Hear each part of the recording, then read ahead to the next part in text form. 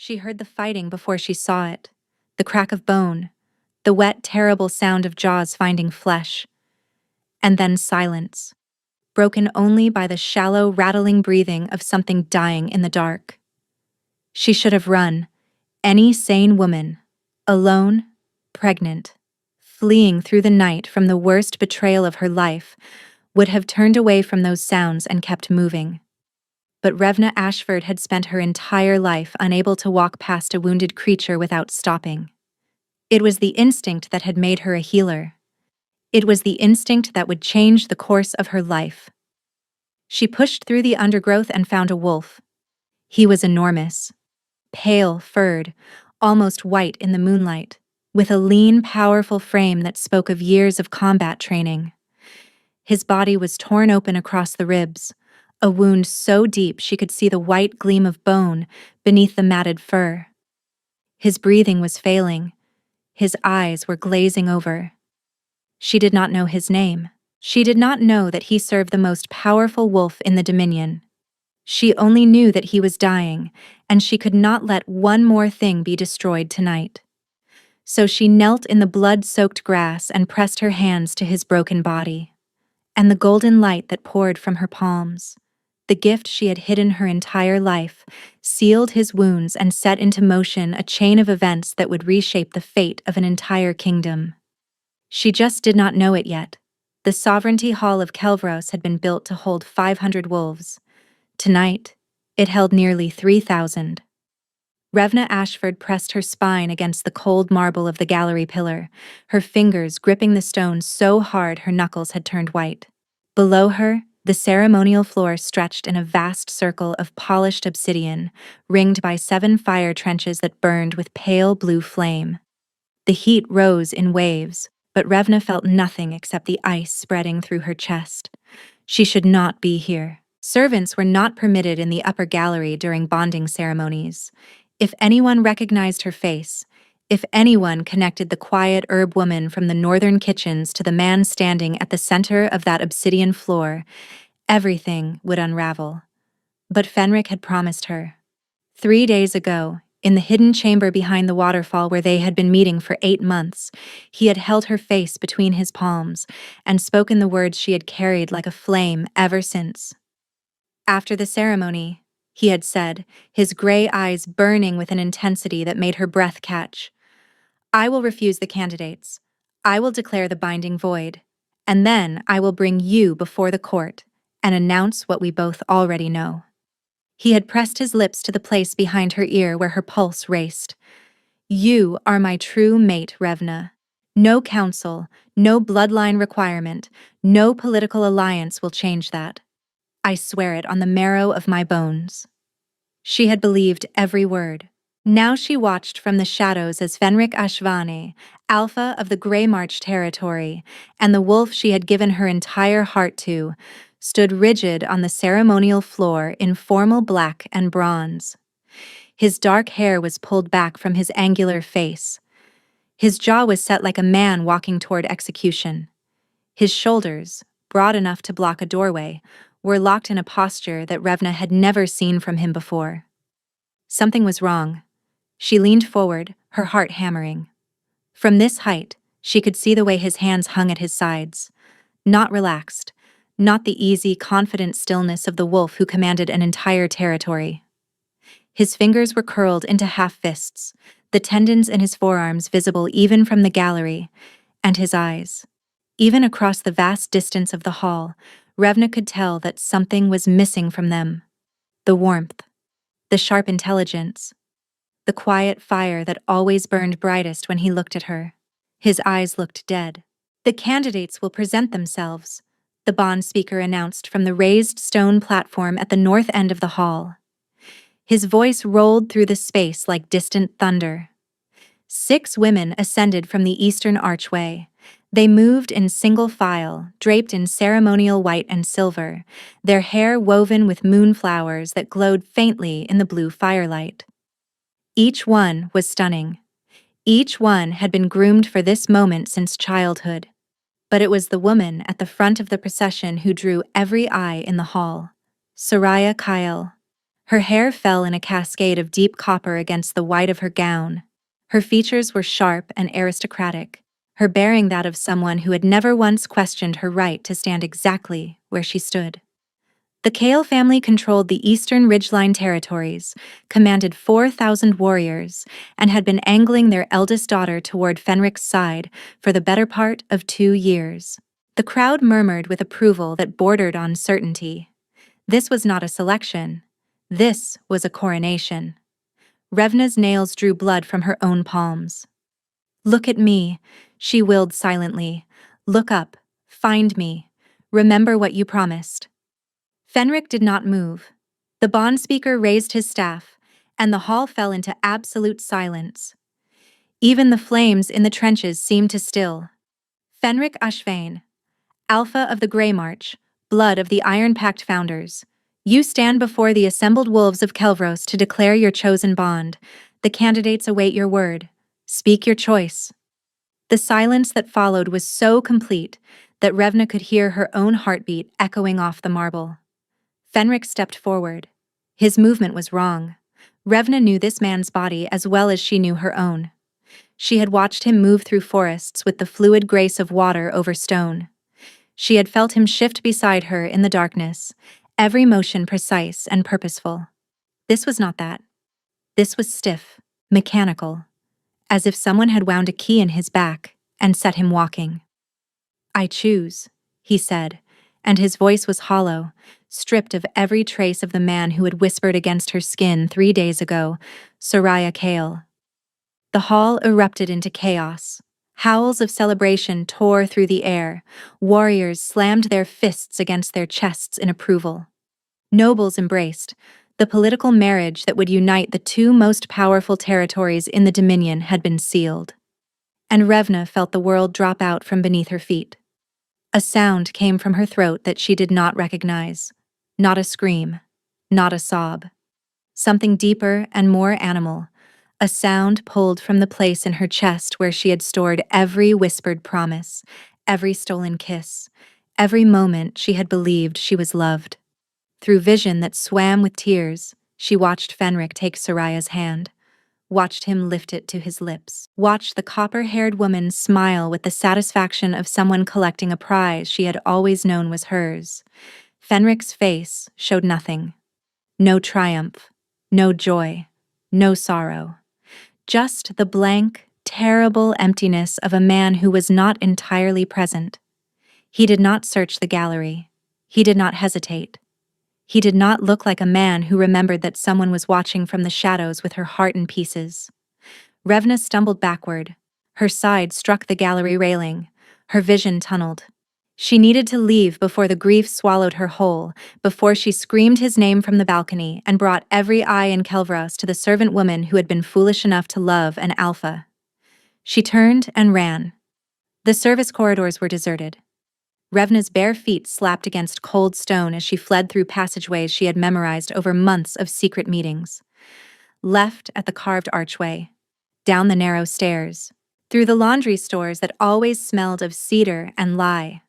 Her hand pressed against her lower belly as she ran, a gesture that had become instinctive over the past several weeks. The child. She had suspected for some time, but the healer in the market town had confirmed it just days ago. She was 5 months along with Fenric's child. She had planned to tell him tonight, after the ceremony, after he refused the candidates. She had imagined his face, the way his gray eyes would go wide, the way his hands would tremble as they settled on her stomach, the way he would pull her close and breathe her name against her hair. Instead, she was running through empty corridors with his betrayal ringing in her ears and his child growing beneath her heart. Revna reached her small chamber and closed the door with shaking hands. Then the tears came. They came without sound, pouring down her cheeks in hot streams that dripped from her jaw. Her body shook with the force of holding the sobs inside, because if she started screaming, she was not sure she would ever stop. 8 months of believing she was his mate. 8 months of sneaking through hidden passages to the chamber behind the waterfall, of hearing him tell her she was the only thing in his world that felt real. And he had stood on that obsidian floor with dead eyes and chosen someone else without a single moment of hesitation. Revna pressed both hands to her belly. "It is just us now," she whispered to the life growing inside her. "Just us." She began to pack. There was not much. A few changes of clothing. Her mother's bone-handled knife. The leather pouch of dried herbs she used for her healing work. A handful of copper coins saved from her wages. No letters from Fenric. He had never written to her. Everything between them had been spoken in darkness, sealed with touch, existing only in the space between their bodies where no one else could witness. The servant's gate opened onto a narrow path that wound down the hillside toward the northern road. Revna walked it without looking back. She did not see the figure that appeared at the gallery window moments after she left. She did not see the gray eyes that suddenly blazed with desperate, horrified awareness as they scanned the empty servant's wing below. And she did not hear the raw, ragged howl that tore from a man's throat and cut through the celebration like a blade. So sudden and so anguished that every wolf in Kelvros fell silent and turned toward the sovereignty hall with fear in their eyes. By the time Fenric reached her empty chamber, Revna was already gone. Revna walked through the night and into the next day. She followed the northern road until it split at the river crossing, then took the western fork that led away from the Grey March and into the wild territories that lay between the great packs. No wolf of standing traveled these lands. They were home to rogues, to outcasts, to those who had fallen through the cracks of the Dominion's rigid hierarchy. She fit right in. By the second day, her feet were blistered and bleeding. By the third, she had run out of food.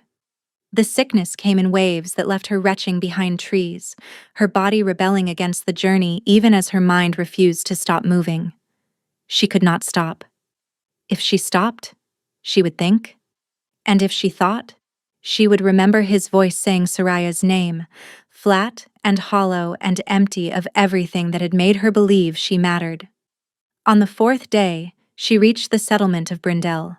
It was barely a village, a cluster of stone and timber buildings huddled in a valley between two ridgelines, surrounded by dense forest and accessible only by a single rutted track. The kind of place that did not appear on maps. The kind of place where people came specifically to disappear. The elder who met her at the edge of the settlement was a weathered woman named Asla, whose sharp eyes took in Revna's exhausted face, her mud-caked cloak, and the protective way her arm curled around her midsection. "Running from something or someone?" Asla asked bluntly. "Both," Revna answered. "Can you work?" "I am a healer. Herbs, poultices, bone setting, wound treatment. I can deliver children."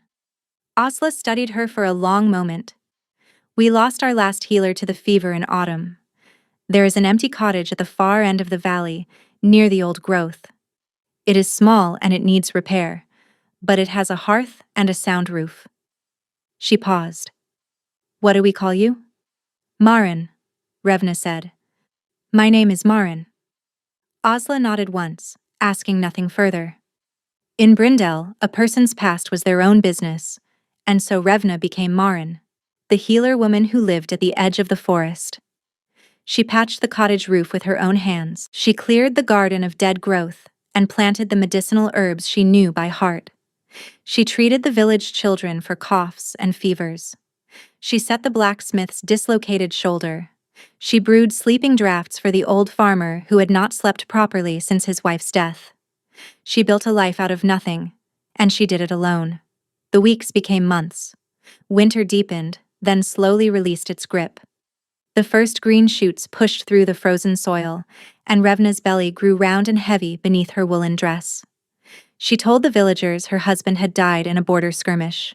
They accepted it without question, offering her firewood and extra provisions as her pregnancy advanced. At night, alone in her cottage with the fire low, she lay with her hands on her stomach and felt the child move. The movements were strange, forceful. Sometimes they came from two places at once, as if the baby were pushing outward in opposite directions simultaneously. The village midwife had raised her eyebrows during one examination and suggested that Revna might be carrying more than a single child. "You are strong," she murmured in the darkness. "Stronger than you know." She tried not to think about the mark. The mark should have been gone by now. Among wolf kind, when a mate bond was rejected, the claiming bite was supposed to fade into nothing within weeks. Clean skin, no trace, as if it had never existed. Fenric had bitten her on the inside of her left wrist, in the hollow where her pulse beat strongest. He had done it on the night of the autumn equinox, in the chamber behind the waterfall, with moonlight streaming through the gap in the rocks and his body curved around hers. "Now you carry me with you," he had breathed against the fresh mark. "Wherever you go, whatever happens, this cannot be undone." 4 months since the binding, and the mark had not faded. It had darkened. Where a thin silver scar should have gradually vanished, the bite had deepened to a bruised violet. It throbbed with warmth that woke her in the small hours of the morning. It ached when storms rolled in from the east, from the direction of the Grey March, as if the weather itself was carrying something toward her that the mark recognized.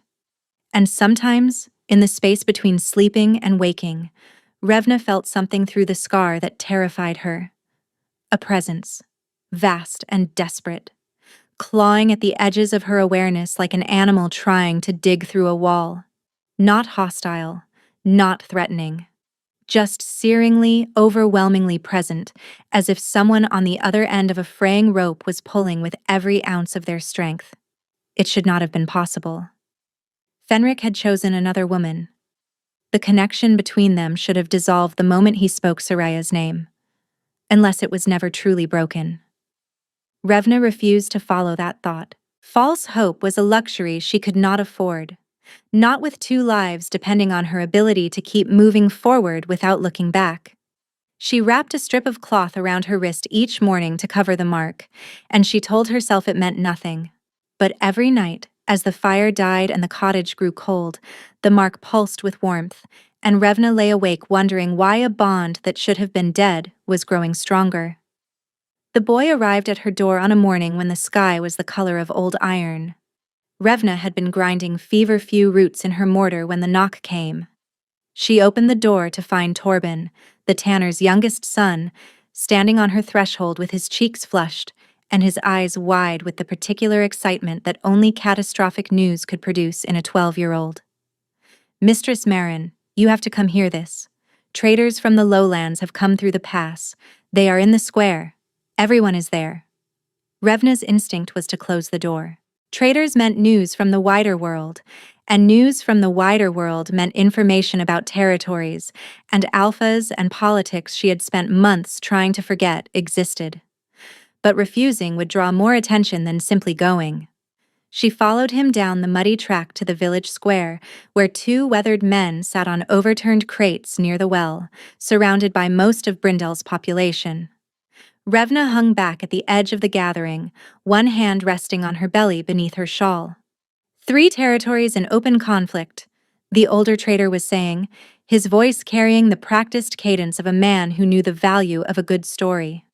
The Grey March, the Stoneward, and the Thorn Peak. Border skirmishes every week. Trade routes disrupted. The whole eastern half of the Dominion is destabilizing.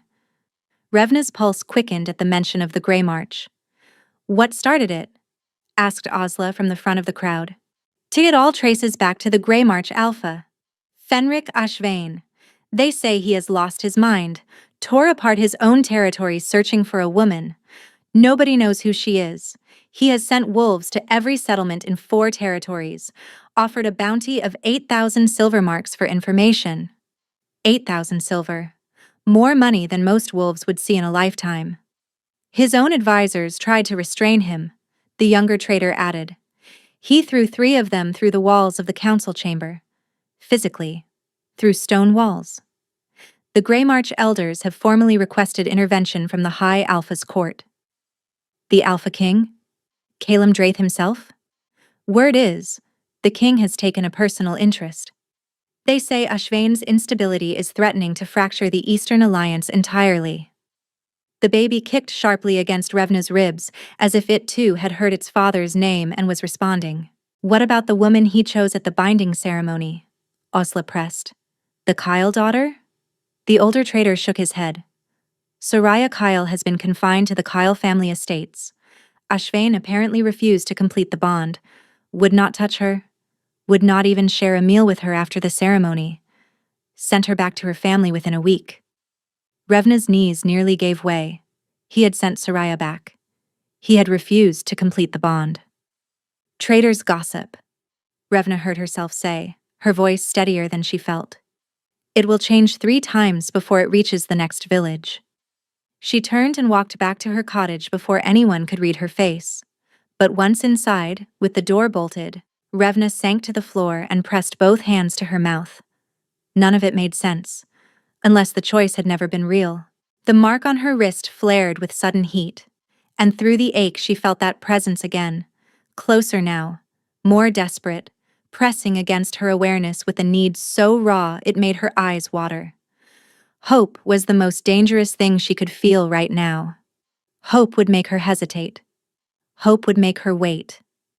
And waiting in one place, with a bounty on her identity and traders carrying news through every settlement, was how she would be found. But she did not run. She did not admit, even to herself, that some small, stubborn part of her wanted to be found. The wolves came at dusk on a day when the first wildflowers had begun to push through the thawing ground. Revna was hanging laundered cloth on the line behind her cottage when the feeling hit her. A prickling at the back of her neck. The instinct, buried deep in the animal part of her brain that told her she was being watched.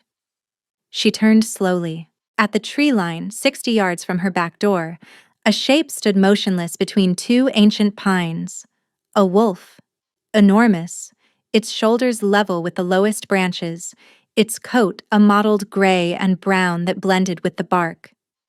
Its amber eyes were fixed on her with an intelligence that was unmistakably more than animal. A second wolf emerged to its left, then a third, a fourth. 4 massive wolves, arranged in a loose arc at the edge of the forest, watching her cottage with patient, deliberate focus. The mark on her wrist erupted with heat so sudden she cried out. The baby responded with a violent kick that doubled her over. They had found her. She stumbled toward the cottage door, her mind racing through options. The forest was no escape against wolves who were born to hunt woodland. She could not run. She could not hide. She was 9 months pregnant and alone and utterly, completely trapped. The knock on her front door was a fist. Human. Controlled. 3 deliberate strikes. Mistress Marin. A man's voice, deep and measured. Please open the door. We are not here to harm you.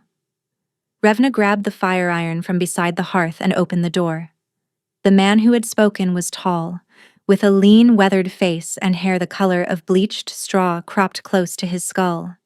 His pale blue eyes settled on Revna's face with an expression that shifted from assessment to recognition to something that looked remarkably like relief. My name is Hadron Voss, he said.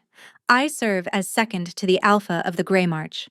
I have been searching for you for a very long time, my lady. You have the wrong person. My name is Marin. I am a healer. Hadron's gaze dropped to her left wrist, where the cloth wrapping had shifted during her scramble for the fire iron. The edge of the mark was visible, dark violet against her pale skin. You are Revna Ashford, formerly an herb worker in the northern kitchens of the Kelvros complex. You bear Alpha Ashvain's claiming bite on your left wrist, and you carry his child. His eyes moved to her belly. Or perhaps his children. How do you know about the mark? Because Fenric has described it to every wolf in 3 territories. Because he drew it from memory on parchment and had copies distributed to every patrol, every scout, every contact we have in the wild territories and beyond. Hadron paused. And because I was there the night he gave it to you, standing guard outside the waterfall chamber, pretending I heard nothing. The admission landed like a stone in still water. You knew about us, Revna whispered. Since the beginning. Fenric trusted me with the secret because he needed someone to ensure your safety during your meetings. Hadrin's expression hardened. Which is why what happened at the binding has eaten at me every day since. Because I was there, and I saw it happen. And I did not understand what I was seeing until it was too late. She stepped aside and let him in. Hadrin looked around her small cottage, taking in the drying herbs strung from the ceiling beams, the worn table, the narrow bed. His jaw tightened at the modesty of it. The true mate of an alpha, living in a one-room cottage at the edge of nowhere. Fenric did not choose Soraya Kale, he said.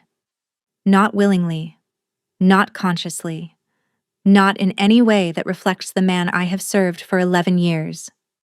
Revna lowered herself into the chair by the hearth because her legs would no longer hold her.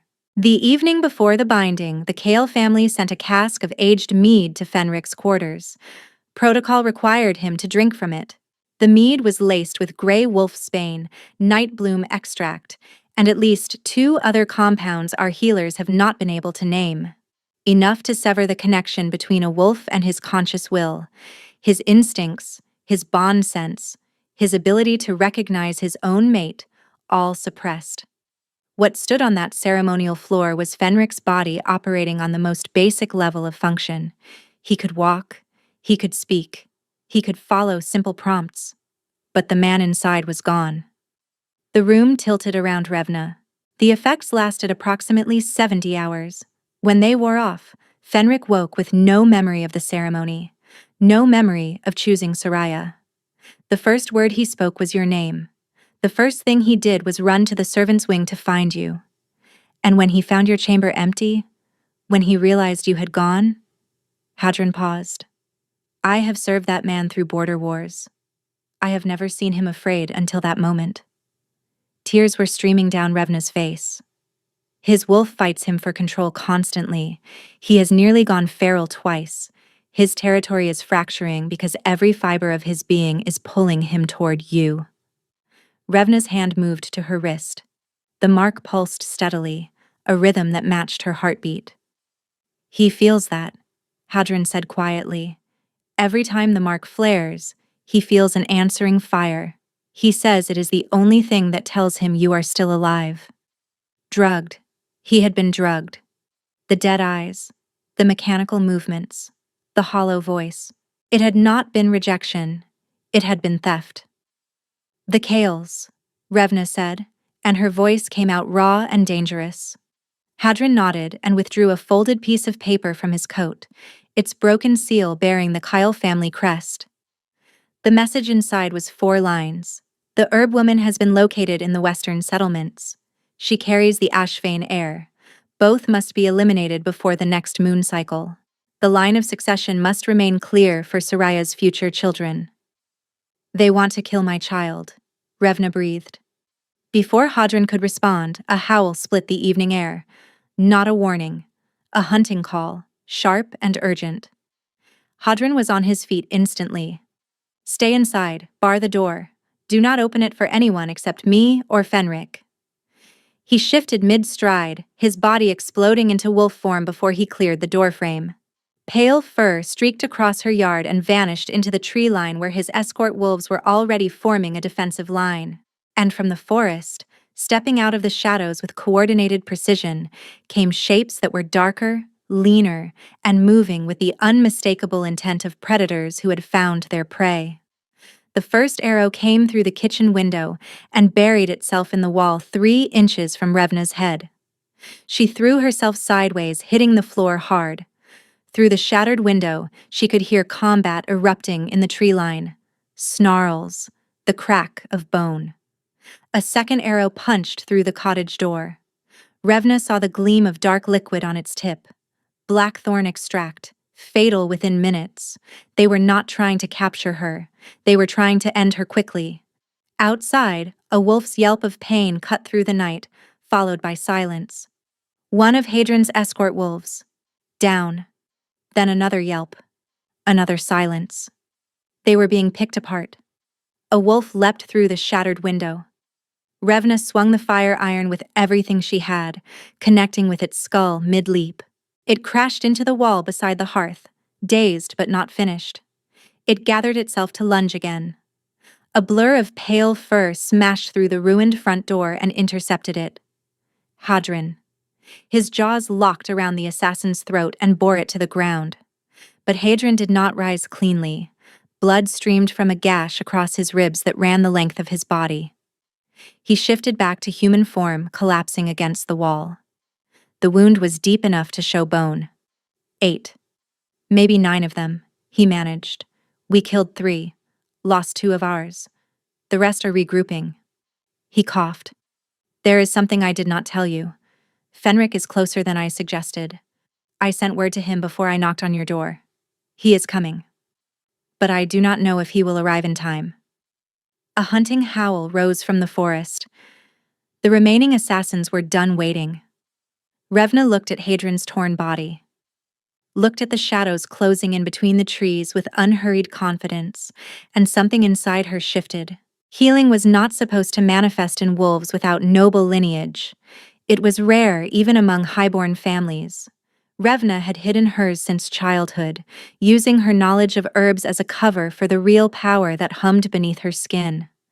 The power to mend torn flesh with a touch, to knit bone with a thought, to pour life back into a body that was emptying. In the rigid hierarchy of the Dominion, a common wolf displaying a noble gift was not celebrated. She was destroyed. But the wolves outside were going to kill Hadron. Were going to kill her. Were going to kill the children inside her. Revna was done hiding. She pressed her palms flat against Hadron's ruined ribcage. The light came like sunrise. It bloomed from her hands in waves of pale gold, warm and ancient. Hadron gasped as his broken ribs realigned beneath her fingers. The gash knitted closed in 3 heartbeats. The color returned to his face. "What are you?" he breathed.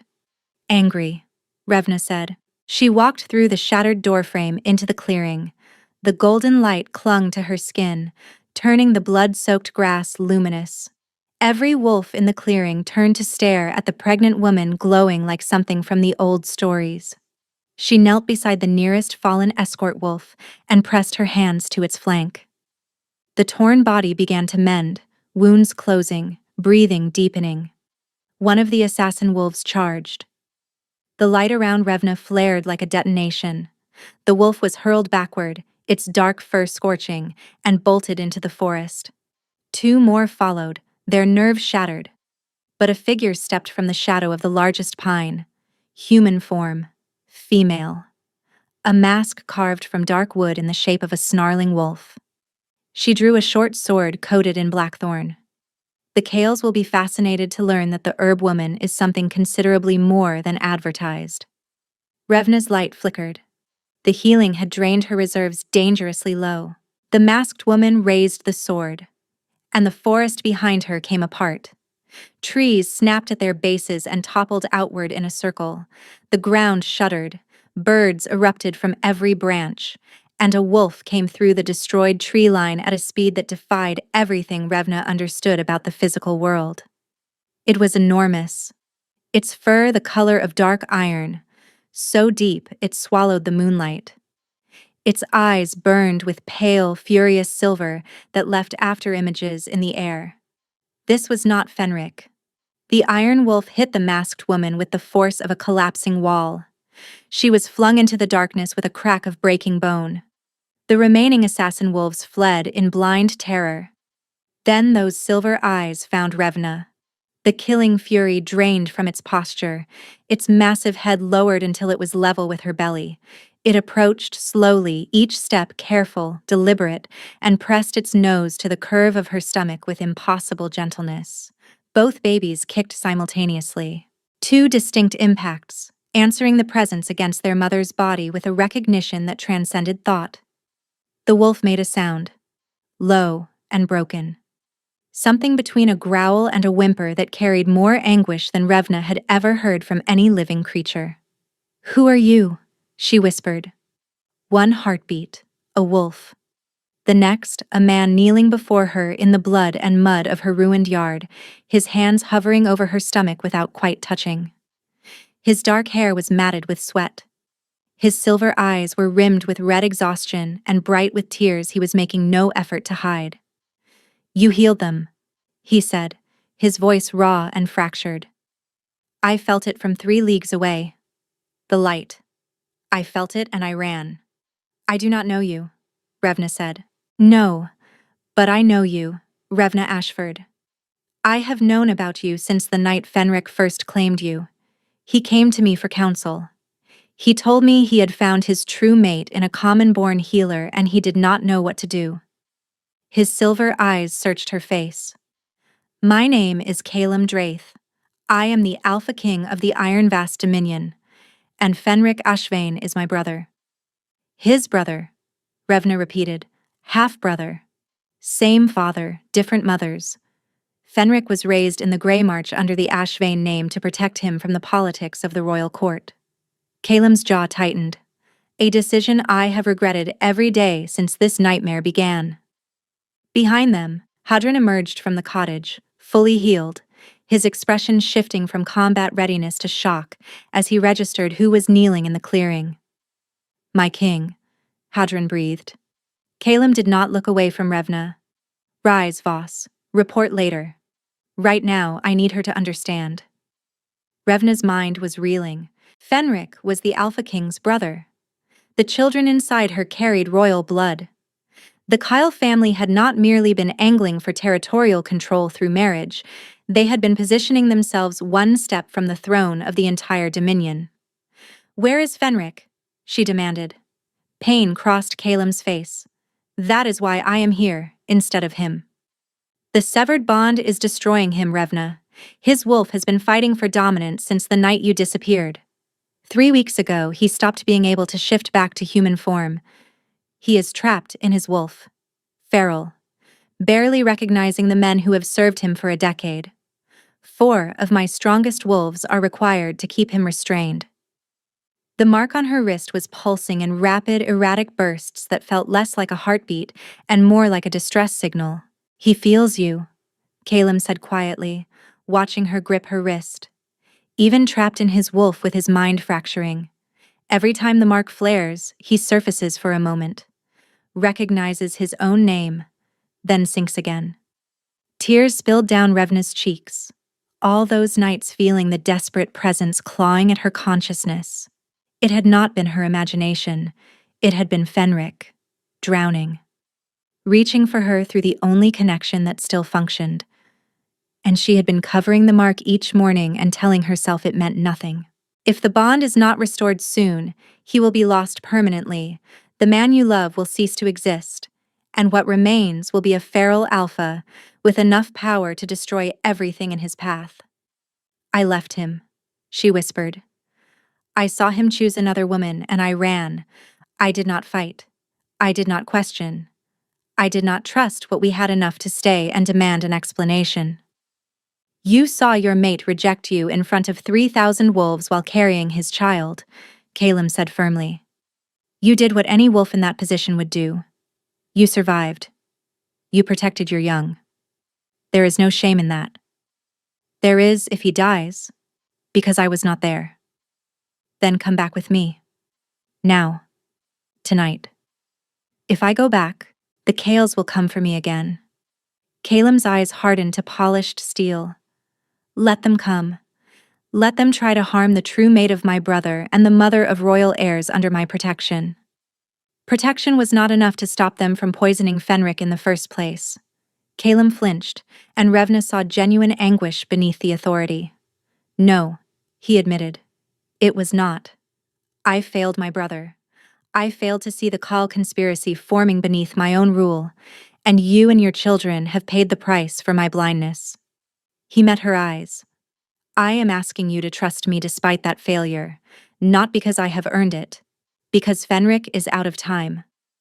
Revna looked at this man, the most powerful wolf in the world, kneeling before her in the dirt and openly admitting his failure. There was no arrogance in him, no command dressed as a request, just a brother terrified of losing the only family he had left. "How long does he have?" she asked. "Days. Perhaps less." Revna closed her eyes. Behind her lids, she saw Fenric's face, gray eyes bright with warmth. The crooked way he smiled when he thought no one was watching. The way his voice dropped to a whisper when he said her name, as if it was something sacred that required reverence. She opened her eyes. Then we leave now. They rode through the night on horses that Calem's advance guard had waiting beyond the forest. Revna sat before the Alpha King as his wolves flanked them in a protective formation that stretched a quarter-mile in every direction. Nothing was getting through that perimeter. But as dawn broke and the familiar ridgelines of the eastern territories appeared on the horizon, a rider came galloping toward them with a face drained of all color. My king. Lord Aldrin Kale marched 3,000 warriors through the eastern pass under cover of darkness. They took the Grey March stronghold 4 hours ago. The garrison was overwhelmed. Lord Kale has declared Fenric unfit for rule and claimed emergency authority over the Grey March. Calem's body went rigid behind Revna.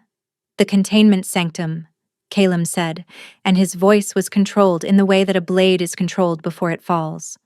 Where they are holding Fenric. The Kales have it. They have Fenric. And Lord Kale has taken hostages from the Grey March households who refuse to submit. 42 wolves, including women and children. If you approach with force, they will be executed. Starting with Fenric. Revna felt the moment the Alpha King's restraint came within a hair's width of breaking. The power radiating from his body spiked so sharply that the horses shied, and the nearest wolves flattened their ears against their skulls. For 3 heartbeats, she was sitting in front of something that was more force of nature than man. Then Calem locked it down behind a wall of iron discipline. There may be another way into the sanctum, he said, turning to Revna. Something complicated moved behind his expression. A passage connecting to the old healing chambers, built centuries ago so that wounded wolves could be moved to containment without being seen. It is too narrow for warriors in shifted form. Too well concealed for the Kales to have found in 4 hours. You want me to go through the passage? If anyone can pull Fenric back from the feral state, it is you. The bond, the mark, your presence. It is the only thing that has any chance of bringing him back. He paused. But I am asking you to walk into an occupied stronghold through a tunnel beneath 3,000 enemy wolves. While you do what? While I give Lord Kale something else to focus on. Revna thought about the babies inside her, thought about the risk, thought about what kind of mother walks into a siege when she is weeks away from giving birth. Then she thought about what kind of mother lets the father of her children disappear into madness without doing everything in her power to bring him home. Show me the passage, she said. The passage was exactly as terrible as Revna had expected. Narrow, lightless. The walls slick with condensation and something that smelled of rust and old stone. She moved through it sideways in places, her swollen belly scraping against the rock, her hands braced against the walls for balance.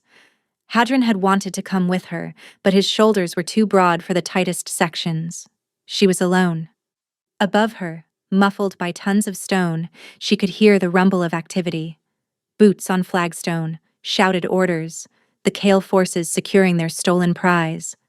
And somewhere ahead, beneath all of that, the bond. It was different now. Stronger. Wilder.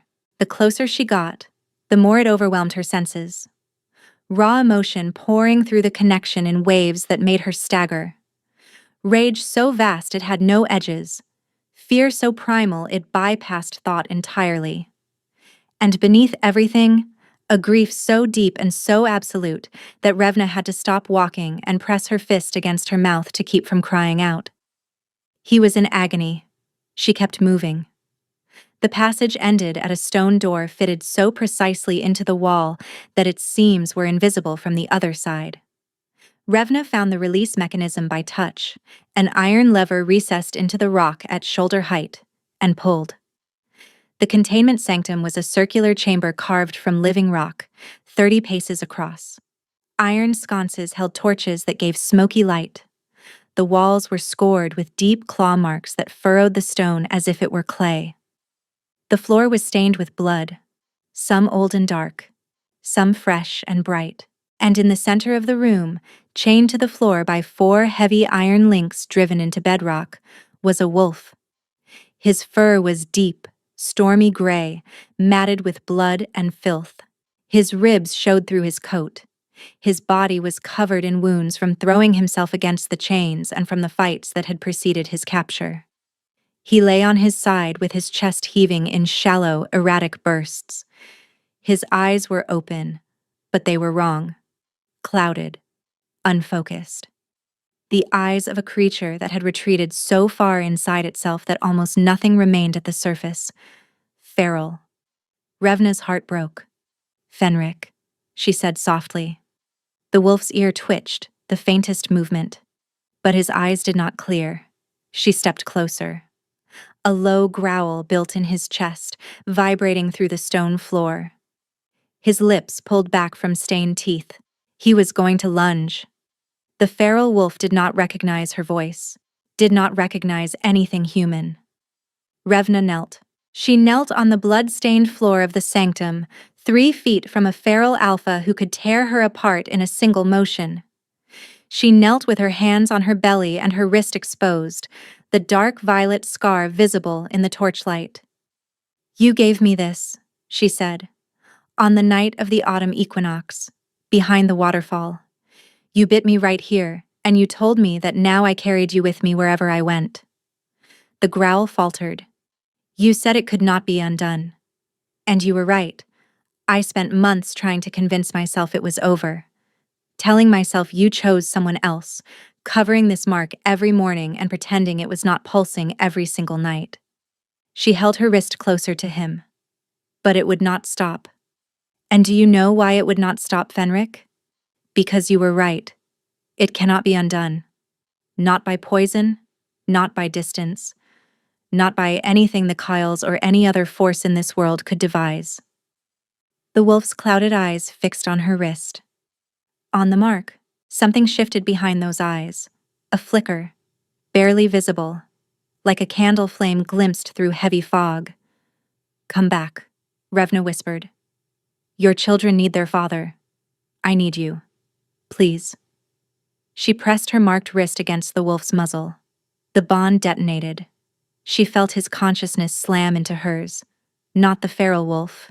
Him. Fenric.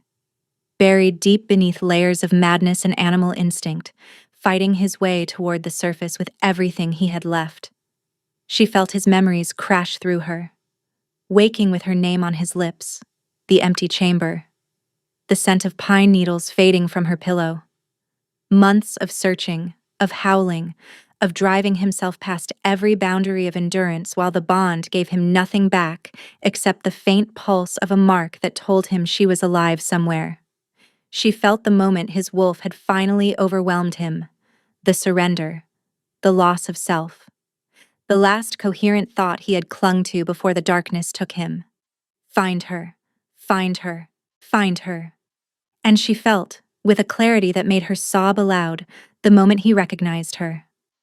The clouded eyes blazed with sudden piercing gray, clear as winter sky. The growl transformed into a keen of recognition and relief, and shattered grief that echoed off the sanctum walls. He shifted. It was violent, desperate. His body tearing between forms as if the wolf and the man were fighting over who got to reach her first. Chains that had held a wolf's limbs hung loose around a man's wrists. Fenric knelt before her, trembling and wrecked. His gray eyes found her face. "You are real," he said, and his voice was a ruin, scraped raw by weeks of howling. "You are here." His gaze dropped to her belly. "Yours," she said. "They are yours, Fenric. Both of them." He reached for her, then stopped. His hands hovered between them, shaking.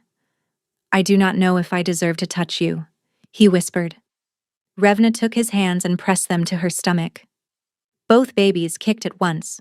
Fenric's eyes went wide. His fingers spread across her belly, feeling the movement, feeling the life, the physical proof that what they had created together had survived everything done to destroy it. He crumbled. The alpha of the Grey March collapsed forward and pressed his forehead against her belly and wept. Not quiet tears. The raw, gasping sobs of a man who had been holding himself together with nothing but rage and the faint pulse of a bond, and who could finally stop. Revna held him. Her fingers combed through his matted hair. Through the bond that blazed between them, she let him feel everything. Her flight through the wild territories, the cottage in Brindell, the fierce, stubborn love that had survived exile and months of believing she meant nothing to him. And he showed her his. The horror of waking with no memory and no mate. The wolf that had consumed him inch by inch until there was nothing left but the single fraying thread connecting him to the woman he would have torn the world apart to find. When they finally separated, Fenric cupped her face in his chained hands. "I will spend the rest of my life making this right," he said hoarsely. "Every day, every breath. I will earn back what was stolen from us." "Start by getting out of those chains," Revna said. For the first time in months, Fenric smiled. Small and broken and exhausted, but his. The crooked one he used when he thought no one was watching. He snapped the chains like thread. The door of the containment sanctum burst open, and Fenric and Revna stepped into the corridor beneath the Greymarch stronghold. Above them, the sounds of battle had erupted. Calum had made his move. The walls shook with impacts that sent dust raining from the ceiling. Distant howls mixed with the clash of steel. But the corridor directly ahead was not empty. Standing at the far end, flanked by 4 armored wolves in their human forms, was Lord Aldrin Kale. He was a tall man, silver-haired, with the sharp features and calculating eyes of someone who had spent a lifetime bending the world to his specifications. He wore ceremonial armor embossed with the serpent and mountain crest of his house, and in his hand he held a sword with a blade that gleamed with an unnatural sheen. Wolfsbane steel. Beside him stood Soraya. The copper-haired woman looked nothing like the triumphant figure who had ascended the ceremonial platform at the binding.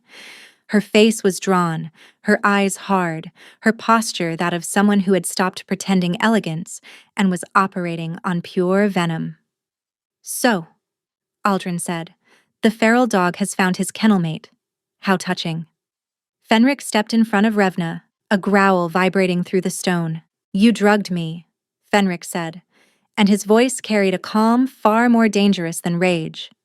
"You poisoned my wine, stole my will, used my own body to break the bond with my true mate, and nearly cost me my mind.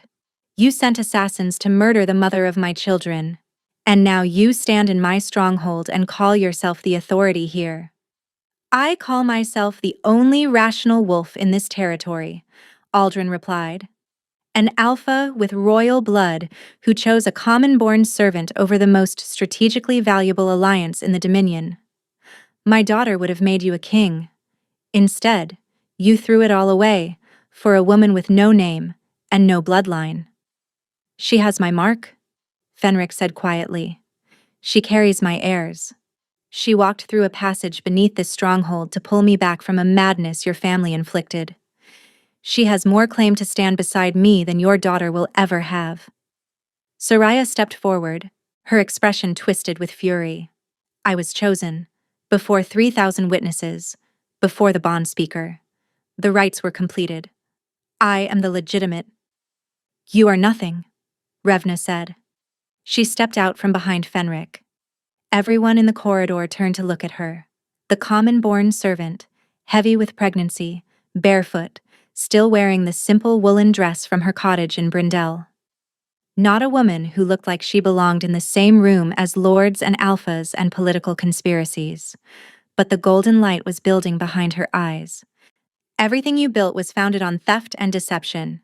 You did not win Fenric. You stole a puppet and called it a victory." She turned to Aldrin. "And you sent wolves to murder a pregnant woman, to kill children who had not yet drawn breath. Whatever authority you claim, that is what you are. A man who ordered the death of babies to protect a political arrangement." Aldrin's grip tightened on the wolfsbane sword. "Sentiment. The last refuge of wolves who cannot see the larger picture. Guards, kill the woman." He never finished. The ceiling exploded downward as something massive smashed through the floor of the main hall above. Stone and timber rained into the corridor. Aldrin's guards scattered. Calum Draith dropped through the gap in his human form, landing in a crouch that cracked the flagstones beneath his boots. His dark iron wolf had done the demolition. The man had come to deliver the sentence. Lord Aldrin Kale, you are charged with conspiracy against the Iron Vast Crown, poisoning a wolf of royal blood, attempted murder of the true mate and unborn heirs of a royal line, insurrection, seizure of territory by force, and treason. You have no authority over territorial. I have every authority. Fenric Ashvane is my brother, my blood. The children his mate carries are my kin. You did not merely conspire against a territorial alpha Kale, you conspired against the royal house itself. The corridor fell silent. Aldrin looked from Kylum to Fenric, and Revna watched the moment the full weight of his miscalculation settled onto his shoulders. He had gambled everything on the assumption that Fenric was an isolated alpha with no connections powerful enough to challenge the Kale family's influence. He had been catastrophically wrong. Aldrin raised his wolfsbane sword. Fenric shifted mid-stride, his gray wolf sleek and blazing with purpose, a bond fully restored and a wolf fully integrated with its human half. His jaws closed around Aldrin's sword arm. The wolfsbane steel clattered to the ground. Calum's wolves poured through the breach in the ceiling, overwhelming the Kale guards in seconds. Soraya, seeing her father disarmed and her family's warriors falling, grabbed the wolfsbane sword from the floor and turned toward Revna with murder in her eyes. If I cannot have what was promised to me, then neither will you. She lunged. Revna did not run. She did not call for Fenric or Calum.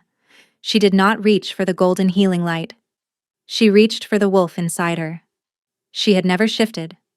Common-born wolves with no bloodline rarely could, but she carried the children of a royal bloodline. She bore the claiming mark of an alpha whose bond had been tested past every limit and refused to break. And the power that had been building inside her, the healing light, the fierce protectiveness, the stubborn will that had carried her through exile and heartbreak and a siege. It was not merely healing magic, it was wolf. The shift took her like a wave. No pain, no struggle, just a single, seamless transformation. Her fur was the color of pale gold, glowing faintly with the same healing light that had scattered assassins and mended broken bodies. She caught the wolfsbane sword between her teeth, wrenching it from Soraya's grip, and spat the poison blade into the rubble. Soraya fell to her knees, not from a blow, from the sheer, overwhelming force of an alpha's mate in full manifestation. The dominance radiating from Revna's wolf form pressed Soraya down like a physical weight, stripping away every pretense of authority until there was nothing left but a woman on her knees before a power she had gravely underestimated. Revna shifted back to human. What remains when the theft and deception are stripped away is the truth, Revna said quietly, and the truth is that you never had a claim to any of this. Fenric crossed to her in 3 strides and pulled her into his arms.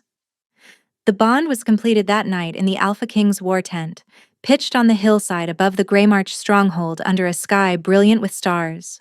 No grand ceremony. There were no thousands of witnesses, no bond speaker, no ceremonial fire trenches or obsidian floors. Just Fenric and Revna, alone, with the canvas walls filtering the moonlight into silver. He bared his throat to her in the ancient gesture, offering himself completely. Claim me, he said. Make it permanent. Make it so that nothing in this world or any other can ever take me from you again.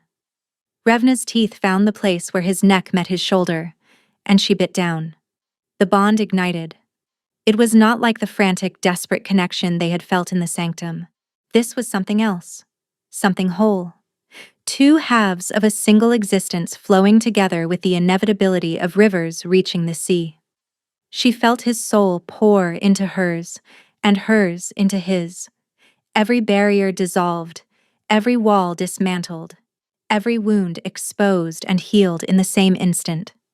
She saw herself through his eyes. Not a servant, not a nobody. A woman of staggering courage who had survived the worst thing he could imagine and emerged stronger. The healer who had walked into a siege to save him. The mother who had carried his children alone through months of exile without breaking. His true mate. The center of his existence. The one thing in the world he would never deserve and would spend every remaining day trying to be worthy of. And he saw himself through hers. Not the hollow puppet from the ceremony, not the feral wolf chained to a stone floor. The man who had fought his way back from madness because somewhere in the darkest pit of his disintegrating mind, the bond had whispered her name, and he had followed the sound. The man whose love had been tested and had never, not for a single moment, wavered. When she released him, the mark on her wrist and the new mark on his throat pulsed in perfect synchrony. 2 heartbeats, 1 rhythm. My mate, he whispered against her hair. My heart. My home. Always, she answered. From now until the last star burns out. In the weeks that followed, the Kyle family faced judgment before the assembled packs of the Iron Vast Dominion. Lord Aldrin was stripped of his titles and territories and sentenced to permanent exile in the frozen reaches beyond the northern boundary. Soraya was given the same sentence, her wolf suppressed by the bond speaker's rights, condemned to live out her days as exactly the kind of nothing she had once dismissed Revna as being.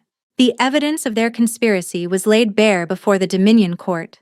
The poisoned mead, the intercepted assassination orders, the coordinated seizure of the Greymarch stronghold. When the full scope of what the Kales had done became clear, even the houses that had previously supported their political ambitions turned against them in disgust. Fenric's territory stabilized almost overnight. The crops that had withered began to recover. The livestock that had sickened grew strong again. The wolves who had grown restless and aggressive calmed the moment the bond between their alpha and his true mate was completed. The land responded to the bond as it always had throughout the history of the Dominion. A bonded alpha was a stable alpha. And a stable alpha meant a thriving territory. The truth of Fenric's royal blood was announced to the Dominion by Calum himself. Not as a political maneuver, but as a declaration of family. The brother he had hidden to protect was hidden no longer.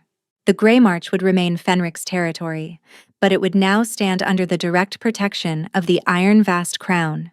And on a warm evening in late spring, when the wildflowers had turned the valley around the Greymarch stronghold into a sea of color, Revna gave birth to twins. A boy with his father's gray eyes and a howl that startled the attendants. A girl with golden fur when she shifted for the first time, 3 minutes after being born, and the youngest wolf to ever manifest the ability in recorded Dominion history. Fenric held his daughter in one arm and his son in the other, and he did not bother to hide the tears that ran down his face.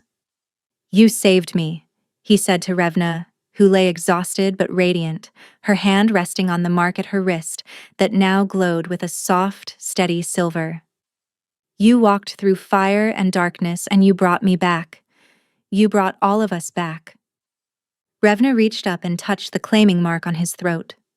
The mark that matched hers. The marks that told the world, in a language older than words, that these 2 wolves belonged to each other. You were never lost, she said softly. You were just waiting for me to find you. He leaned down and kissed her, their children nestled safely between them, the bond humming in their chests like a song that would never end. Outside the window, the wolves of the Greymarch lifted their voices in a howl that rolled across the valley and echoed off the mountains and carried into the night sky. A celebration, a homecoming, a beginning. The story of a healer who found a wounded wolf and changed the fate of a kingdom. Of an alpha who lost everything and clawed his way back from the edge of oblivion for the woman he loved. Of a bond that was tested by poison and betrayal and separation and refused, absolutely and completely refused, to break. They had found each other against every odd the world could stack against them. And they would never be parted again. Thank you so much for listening. I hope you enjoyed this story.